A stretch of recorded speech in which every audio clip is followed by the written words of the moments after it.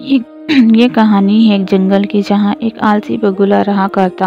वह इतना आलसी था कि कोई काम करना तो दूर, उससे अपने लिए खाना ढूंढने में भी आलस आता था। अपने इस आलस के कारण बगुले को कई बार पूरा पूरा दिन भूखा रहना पड़ता। नदी के किनारे अपनी एक टांग पर खड़े दिन भर बगुला बिना मेहनत किए खाना पाने की योजना करता था।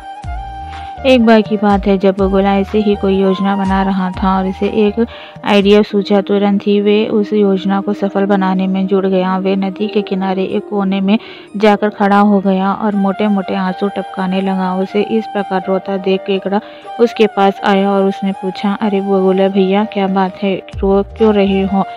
उसकी बात सुनकर बगुला रोते रोते बोला, क्या बताऊं केकड़े भाई, मुझे अपने लिए कई किए पर बहुत पछतावा हो रहा है। अपनी भूख मिटाने के लिए मैंने आज तक न जाने कितनी मछलियों को मारा है।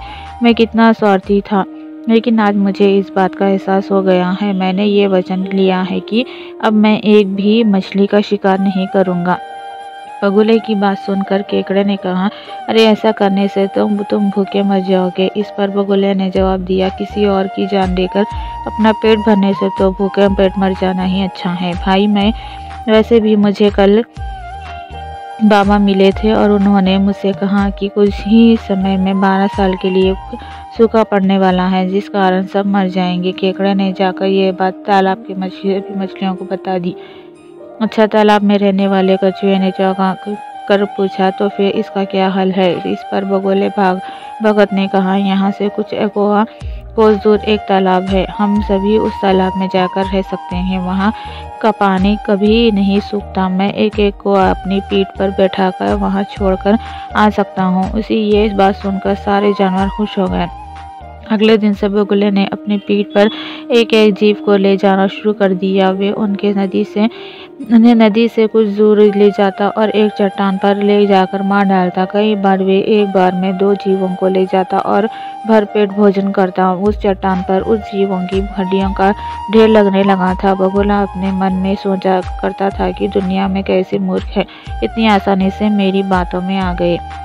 ऐसा कई दिनों तक चलता रहा। एक दिन केकड़ा ने बगुले से कहा, बगुले भैया, तुम हर रोज किसी न किसी को ले जाते हो, मेरा नंबर कब आएगा? तो बगुले ने कहा, ठीक है, आज तुम्हें ले जा सकता हूँ।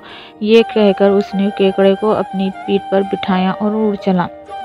जब वो दोनों उस चट्टान के पास पहुंचे तो केकड़े ने वहां अन्य जीवों की हड्डियां देखी और उसका दिमाग दौड़ पड़ा। उसने तुरंत बगुले से पूछा कि ये हड्डियां किसकी हैं और जलाशय कितना दूर है?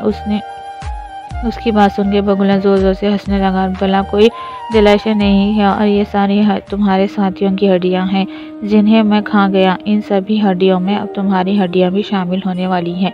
उसकी ये बात सुनते ही केकड़े ने बगुले की गर्दन अपनी पंजों से पकड़ ली।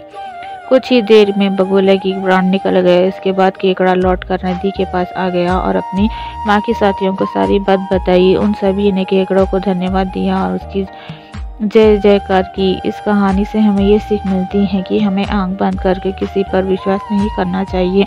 मुसीबत के समय भी संयम और बुद्धिमान के काम करना चाहिए।